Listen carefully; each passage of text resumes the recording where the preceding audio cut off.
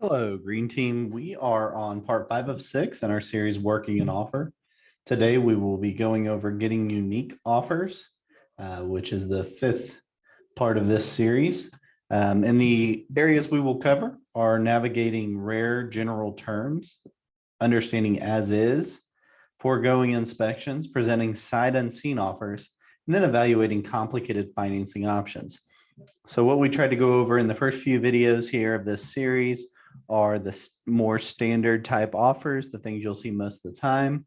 This video is more about the unique stuff that you might see. And even after we cover this, there will still be unique offers and different things you'll see in your experience as a realtor. So there's always something new, something additional that you've got to learn about. But we're going to try to cover as many of the kind of common unique terms that you're going to deal with. So let's start with navigating rare general terms. So first off, what do you do when you're the listing agent and you get an offer that's over asking? So this is common in our market we have right now, but it's not always common in the market. If you get an offer over asking, we need to be able to explain to our sellers some of the risk of getting an over asking price offer. One of those risks would be we have to have the house appraised. So if it's a loan, if it's a loan-based offer, it means that there has to be an appraisal with a bank. So if they offer, let's say 20,000 over list price, and the bank comes back and says the house only appraises for list price, somehow that difference of $20,000 has to be made up, either in lowering the purchase price or the buyers bringing more cash to closing. So over asking price are usually good offers, but we need to be able to understand the risk associated with them and explain them to our sellers. Next up, low ball offers. So if you get an offer that's significantly below list price, we need to be able to explain to our sellers, that this is a unique offer. It's a low ball offer, and they've got a few options. So first off, they can completely reject it and not respond to it at all, and that's totally within their right to do. Second off, they can counter it. So they can make two types of counters. They can make a hard counter, which is basically we're going to counter almost at list price, and basically show the buyer that we're not moving and they got to come up to us if they really want to make this deal happen. Or you make a soft counter, which is somewhere in between the list price and the offer price and trying to get the deal done. So we need to make sure that we can explain all of those. And the fourth option would be accepting it, which is a rare case when you have a low ball offer. What's important to explain to our sellers is the countering keeps the deal alive. So if we don't have any other offers on the table, we haven't gotten any other offers on the table, we don't have any pending or expected offers on the table, sometimes it's best just to counter it either hard or soft and see. Maybe the buyer was just making an initial offer, but they really do want to purchase the house and they want to purchase it at a fair price. And they were just kind of seeing what they could get. So sometimes the counter in those scenarios works.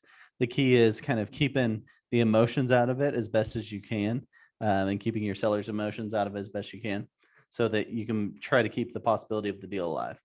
Second, earnest money. We recommend 1% always as earnest money.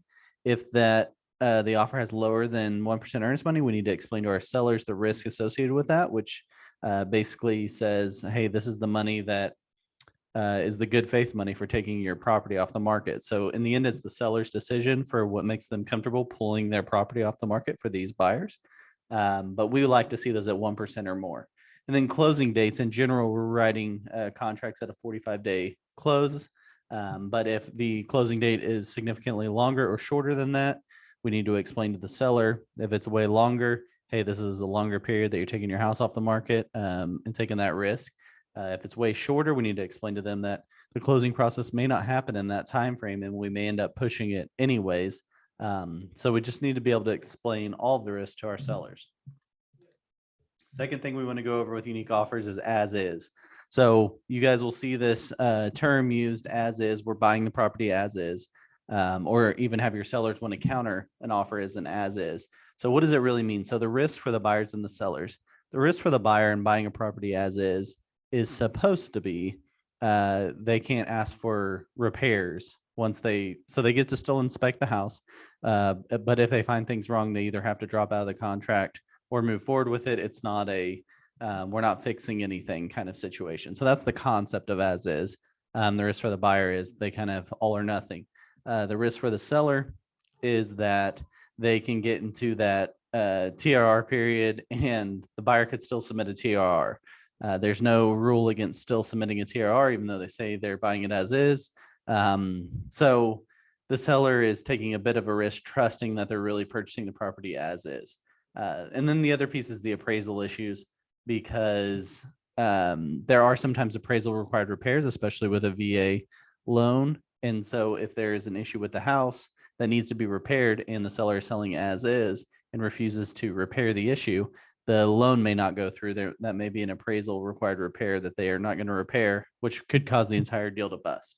So that's kind of explaining the as is process to our sellers. You'll see that, but you need to understand that there's still in this scenario an inspection period, and there's no technically rule against a TRR, although that's kind of the concept, is that no TRR exists. Either they take the house or they leave it during that inspection period. Third type, foregoing inspections. So these are very rare offer, usually done by investors when they're purchasing a property. They'll forego inspections, especially on like a property they're going to remodel or something like that. So obviously the risk for the buyers is if they forgo their inspection period, they forgo that 10-day window or extended period window to drop out of the contract for any reason. So giving up their inspection period is highly risky. On the seller side, forgoing inspections creates a little bit of a concern in that we don't know when the forgoing the inspections for the sellers creates the problem that if something wrong goes on, they could be considered to have some kind of liability or something like that. It's also hard to tell how serious the buyer is if they're really willing to forgo inspections, but in general, this is usually seen as a positive for sellers. Again, same thing with appraisal issues. If the appraiser comes in there and finds something that needs to be fixed, seller could still be required to do it in order to make the loan go through or to cause the contract to bust. So that's kind of the foregoing inspections option. Next up, presenting sight unseen offers. So these are becoming somewhat more common in our market that we're dealing with because people are trying to get their offers in as quickly as possible. But basically, a sight unseen offer is a buyer hasn't seen the house. They've probably seen photos online. They potentially had their realtor walk them through with FaceTime or something like that, and they decide to make an offer. Now, what usually happens here is the inspection period becomes critical on these because that's usually the point when the buyer actually sees the property. So you want to keep in mind for your seller when you're explaining a sight unseen offer that these people haven't seen the house, so we're taking the property off the market. They're purposely trying to get their offer in before someone else can. So we're taking our property off the market. So you want to make sure that that offer is good enough and strong enough that it makes it worth it to your seller to take it off the market, knowing that they're going to have a 10-day inspection period that they may drop out because they haven't even seen the property yet. The other piece of it is realtor liabilities, especially if we're FaceTiming or sending photos or something like that about the property. We just want to make sure that we're sticking to the objective information as much as possible. And we are explaining the risk to our buyers or sellers about a sight unseen offer. We want to make sure that everyone is in the loop that it is a sight unseen offer so that we are kind of taken out of the line of fire of potentially something going wrong. And again, we're kind of putting the onus on that 10-day inspection period that the buyers are going to have their chance to check out the house.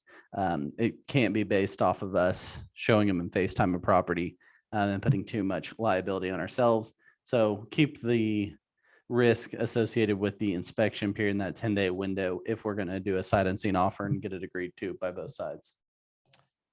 And then we have some new things that we're dealing with more and more commonly, some complicated financing options that people are using to try to purchase houses and try to win offers. One of those is escalation clauses. So there's a couple of pieces to an escalation clause. The first one is that the buyer is making an initial offer at a certain price. The second piece of it is they are willing to go up to a certain number if another offer comes in forcing them to. For instance, if someone makes an offer, let's say our original offer is 190, but they're willing to go up to 200K, but then an offer comes in at 195, this offer would go up above the 195 to win the contract up to $200,000. And then the third piece will be the steps that it'll go up. For instance, if it goes up 1,000 per time it escalates, if someone made a 195 offer, the first offer would escalate to a 196 offer because it goes up by $1,000. So that's how an escalation clause works. They are becoming somewhat more common, and you'll see them in multiple offer situations. The second thing that's becoming really common are appraisal gaps. And this is what we talked about earlier. When someone makes an over asking price offer and the house appraises at asking price, there's a gap in between what the appraisal price is and the purchase price.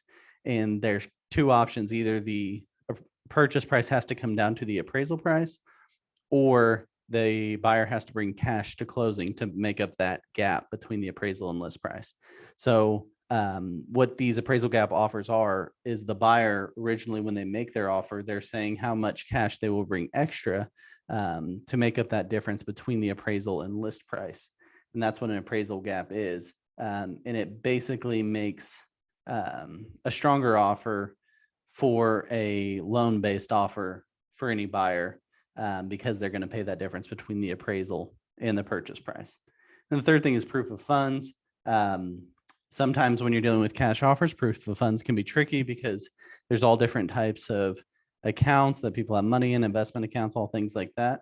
One of the best ways to get a proof of funds is to have your buyer, if they're making a cash offer, or if you're on the seller side and they're not providing proof of funds, that you could ask for this, to ask the buyer to call their institution, wherever they have the money, and just have them write a letter and say the house with the address for the contract, and just say that this person has the funds needed to purchase the property at that address. And that's usually a really good proof of funds. But once again, kind of like earnest money, the proof of funds is not a rule-based situation. The proof of funds is what will make the seller feel comfortable pulling their house off the market and confident enough that the buyer is a legitimate buyer and able to purchase the property. So that's what a proof of funds is. And we're dealing with more cash offers. So it's important that we actually have the correct proof of funds. But again, there's no rule for exactly what proof of funds should be. It's completely up to the seller and what they are comfortable taking their property off the market for. So those are some unique offers. Again, there's a billion more types of offers and all kinds of different little nuances to it, but this will at least cover some of the big things you might see. And then we'll deal with the one-off stuff as they come in. But you should be comfortable with these kind of things that you're going to see, especially when you're listing a property in a hot seller's market. I'll see you guys over in the next video.